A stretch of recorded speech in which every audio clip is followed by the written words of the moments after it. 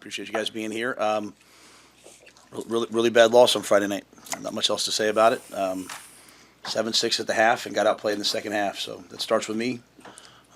We preach ownership, and I did not have the team prepared to be the more physical team. Credit to Minnesota, they were the more physical team, and they made the plays you have to make to win the game, and I have a lot of respect for that. So fortunately for us, we have another opportunity this week versus a really hot Northwestern team that plays very much the same way. Excellent defense, can really run the football, dynamic wideout. So we'll have to show up much better than we did last Friday. With that, I'll answer your questions. What is your injury update with guys like Rocco and Shavers and others? Yeah, Rocco had surgery on Sunday, and if just come down to pain tolerance, he's cleared to play this week. So we'll see if he's able. Shavers played early in the game and then just wasn't able to continue. So we'll hopefully have him this week. I know it's hard to make real-time assessments on the line plays or anything after watching film, particularly offensive line that you noticed. Yeah, 9 sacks is not good enough. There's I think 3 are on the running back. Some are balls. Just all around. Balls got to get out faster. We've got to protect better. Yeah. Backs have to step up and win the one-on-one. But we're not gonna walk away from that. If you're an offensive lineman, you can't give up 9 sacks. So.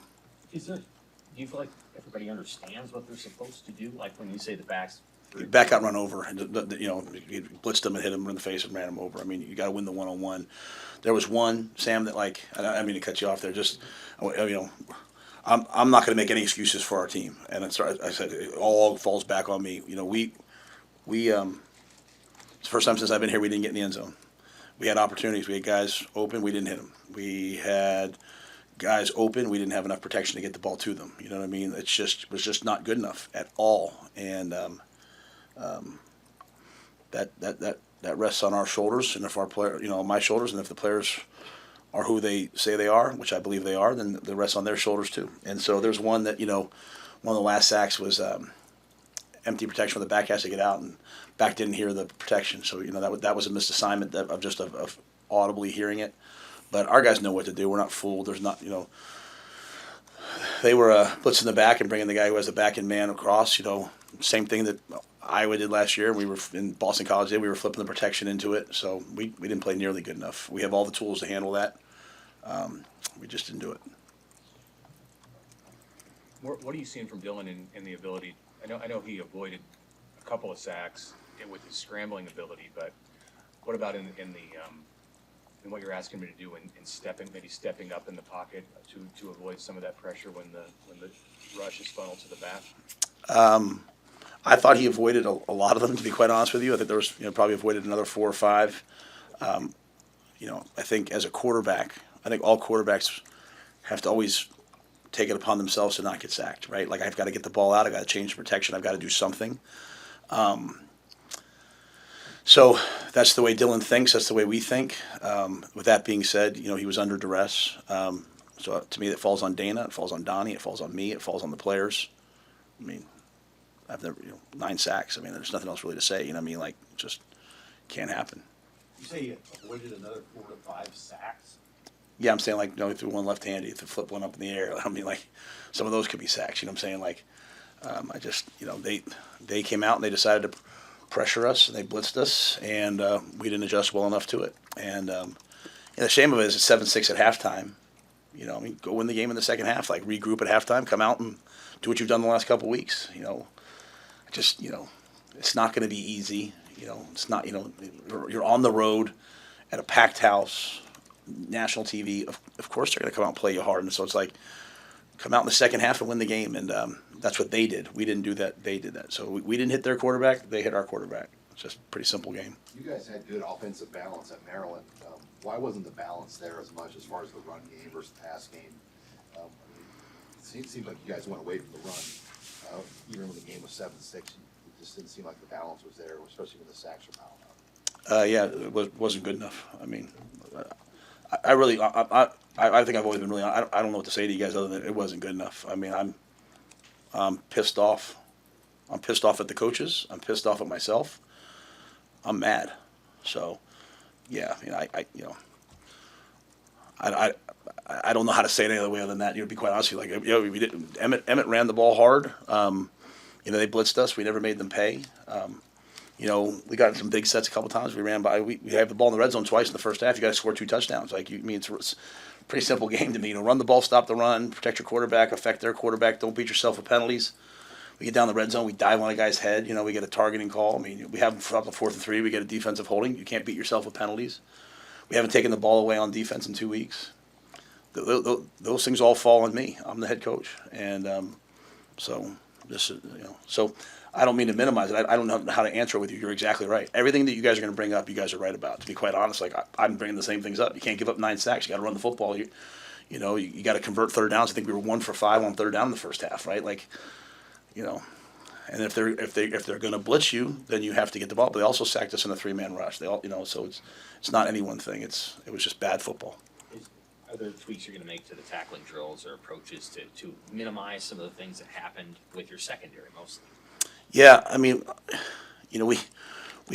do tackle circuit every day last week. We do it every day. We practice that way. At some point, I'll do a great job of standing here and trying to be a leader and say I own it. But I'm sitting in that room just on the same page, telling our players they got to own it. Like you don't get to just leave your feet and dive at people's ankles and think good things are going to happen, right? Run your feet, strike, get off blocks, make tackles.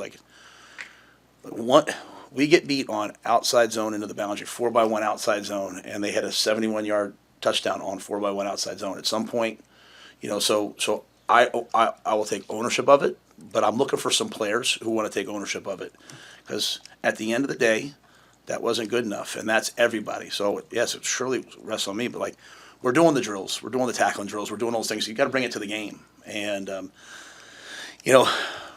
just constantly trying to teach our players nothing's happening to you. You're not getting sacked. You're giving up sacks. You're not missing tackles. We're not making the tackle. So we have good players. They've shown that they can do it. Go do it. And that's the growth in this team that has to happen this week. There comes some times in life. There's moments where you have to stand up. And so this is that week.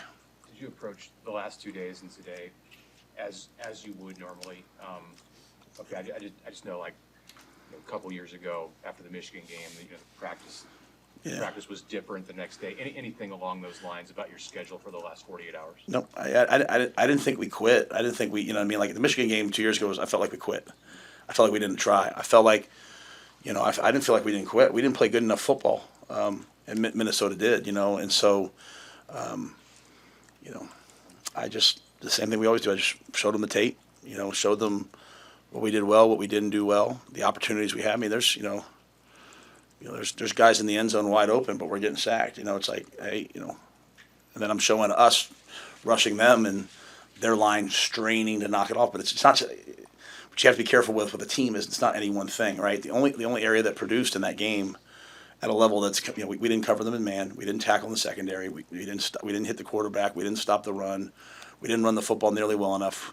We had big plays that we either didn't hit or didn't catch. It's just all around. So that just falls on me. So just the game doesn't carry over. Tell the truth, and then see if they stand up this week and fight for themselves.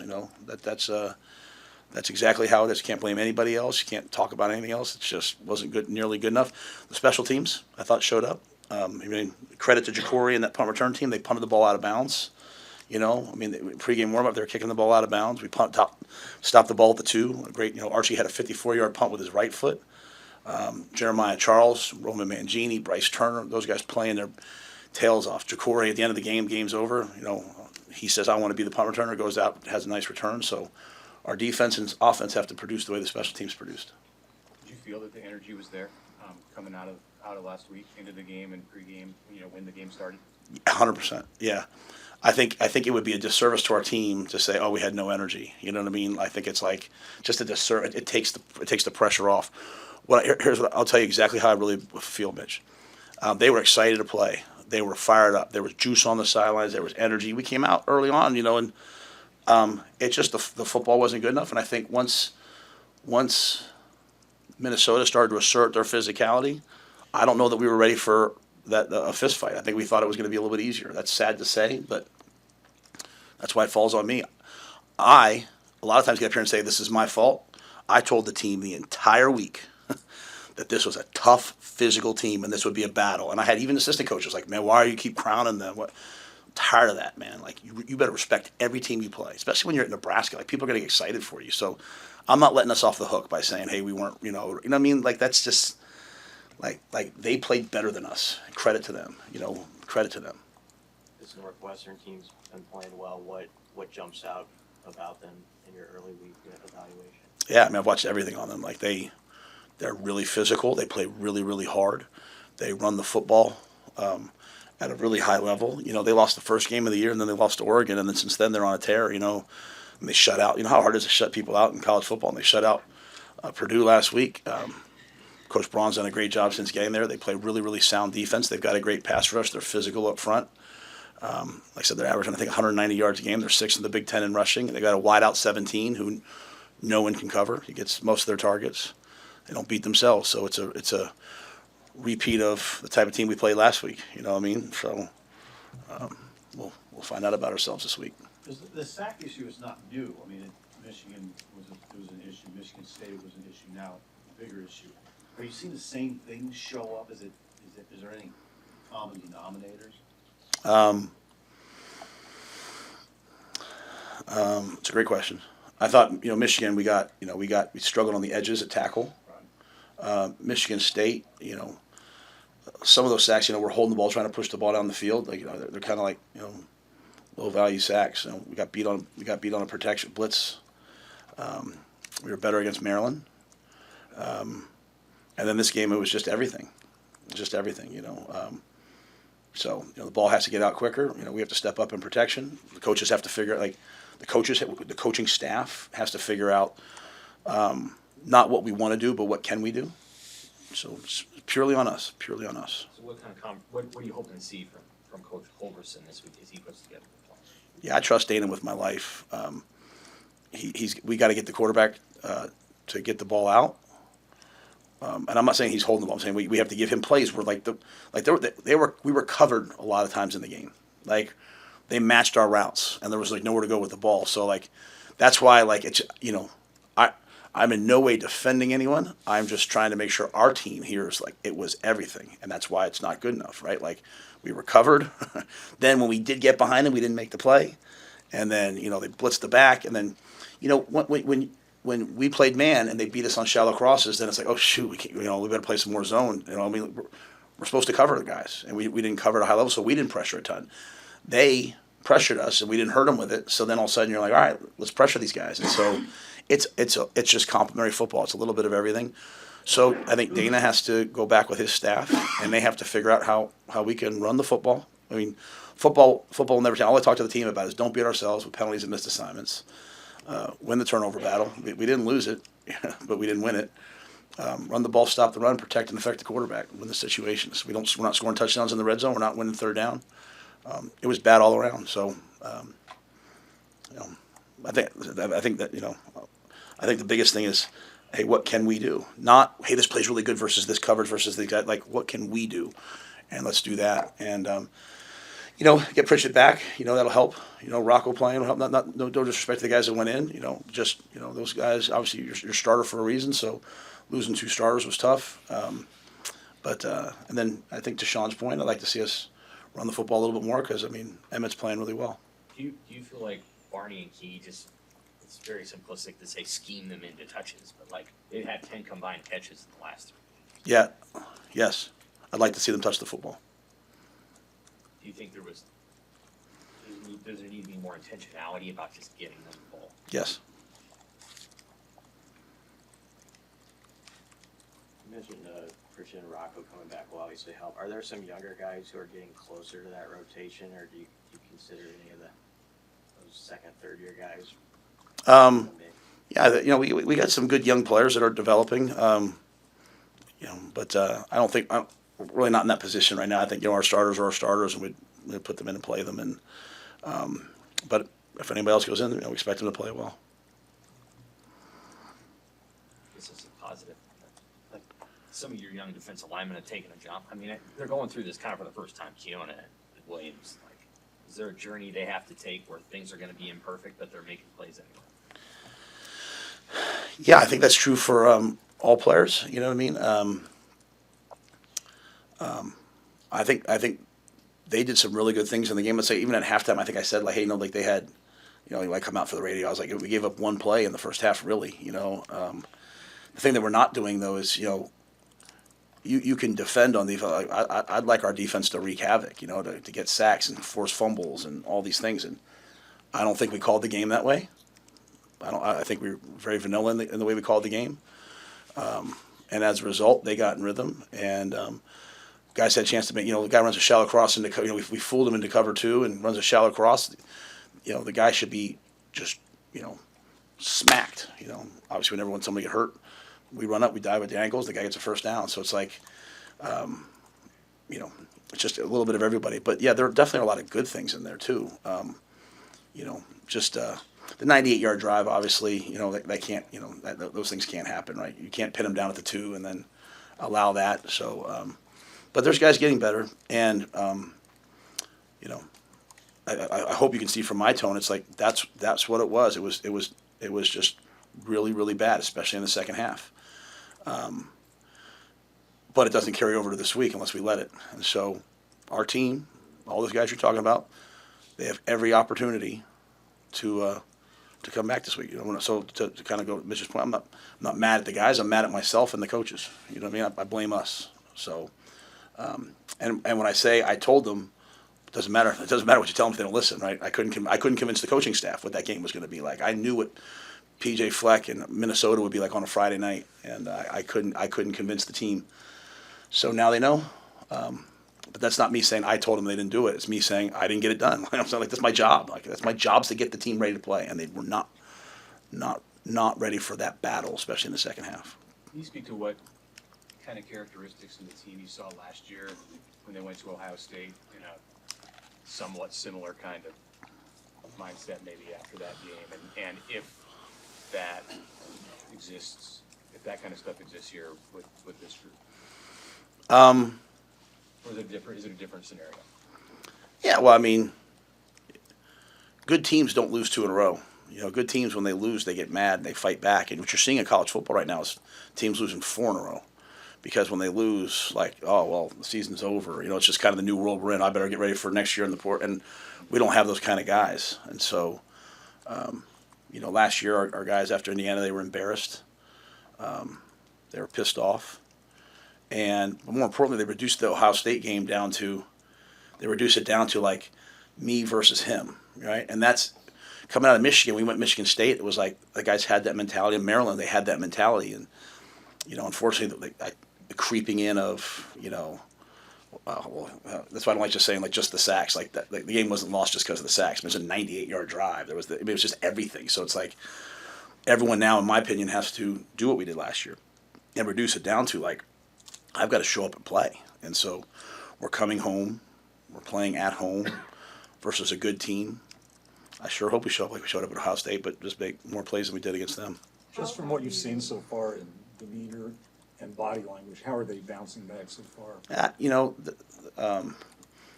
Great, but, we'll have to find out tomorrow at practice. I mean, Sunday, we practiced last night, and normal practice, and they flew around. I mean, there's still, 2 things can be true. You can play a really, really bad game and be really mad about it and still know that you're a good team. But Phil Jackson used to say something to the effect of, like, successful teams are only successful when they're doing successful things.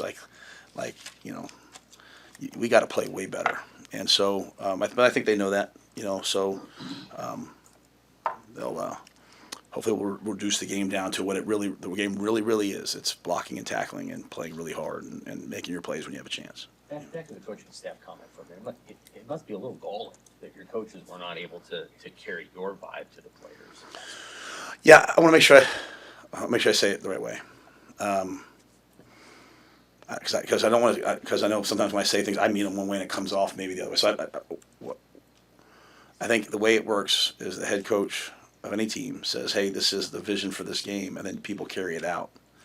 And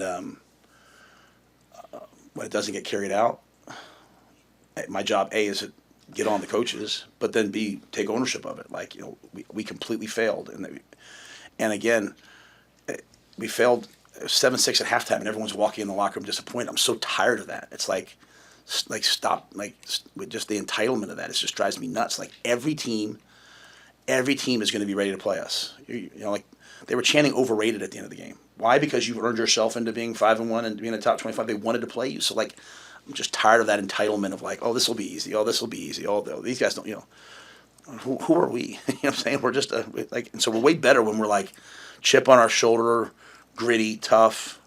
So you know.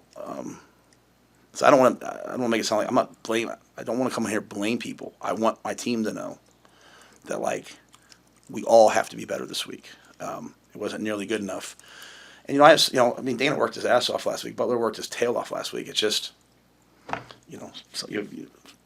every position has to get their guys ready to play. And if your team position's not tackling, you're not doing a good enough job. If your position's not blocking, you're not doing a good enough job. And so, the season has ebbs and flows. And when you come out of a game, you say, I didn't do a good enough job, then you have to lock in and say, why didn't I do a good enough job? And not be emotional. You don't change everything. You just have to do better the next week. And so, I told Addy, get your secondary to tackle and cover. I told Rob, get your linebackers to run through. Let's knock the ball out. I told Terry, let's stop turning sideways. Let's knock the line of scrimmage back. That doesn't mean that they're not working those things all the time, but it's just the ownership of a coaching staff. Like, this is us. What we put on tape is us. And what's happened in coaching over the years is like, now, especially now with the portal, everybody just blames, players aren't, this guy's not good enough. We're good enough to win. Okay, we're good enough to win. So get your guys ready to play this week. Donnie, get the O-line straining and blocking. I'd rather die than let my quarterback get hit, and then stop diving. How many 15-yard penalties we have as an offensive line this year? It's absolutely ridiculous. Like, just block between the whistles. And so these are my messages, but they all fall on my watch. And so I'm being uniquely candid with you guys today because you guys deserve that. Our fans deserve that. They watch that on Friday night. It's ridiculous. In your experience of being around great teams, whether it's teams that you've coached or that you've played against, how have you seen them navigate that fine line between having a right to be entitled because they are great, and then also maintaining that chip on their shoulder? Such a really great question. So Mitch, like I worked for Tom Coughlin, and he would always say, humble enough to prepare, confident enough to perform. And, then you listen to Coach Saban. He always talks about something like workhorses or show ponies, right? Like you have to work and work and work and work as if you have no chance to win the game, and then you have to play as if you have no chance to lose the game.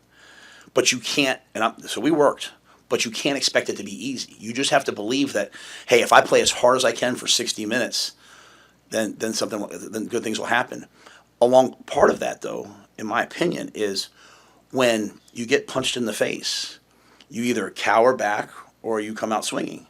And I'm not saying we cowered back, but we certainly didn't swing. And you start seeing lots of guys walk off the field like something's happening to them. No, it's not happening to you. You're not playing good enough, and so go play better. I'm not coaching good enough. So, I didn't throw a fit. I didn't yell at them after the game. I didn't do all that because I own the fact that I didn't coach good enough.